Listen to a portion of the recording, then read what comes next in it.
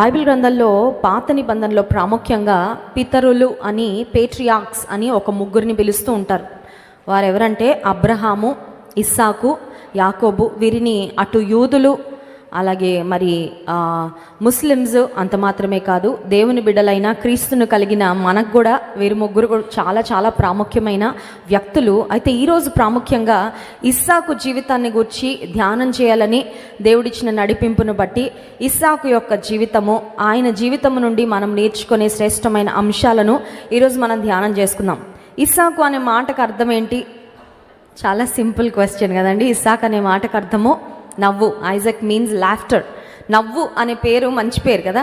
ఏడుపు అనే పేరు ఎవరు పెట్టుకోరు, కానీ నవ్వు అనే పేరు పెట్టుకుంటూ ఉంటారు. జాయ్ అని పెట్టుకుంటారు కదండి. చిన్నపిల్లలకు జాయ్ అని పెట్టుకుంటారు. ఎందుకంటే ఈ అమ్మాయి పుట్టాక, లేకపోతే ఈ బాబు పుట్టాక మా ఇంట్లో ఆనందం వచ్చింది, సంతోషం వచ్చింది అని నవ్వు అని పేరు పెట్టుకుంటారు. కానీ ఏడుపు, తర్వాత బాధ, దుఃఖము ఇలాంటి పేర్లు ఎవరు కూడా వారి పిల్లలకు పెట్టుకోరు. నిజానికి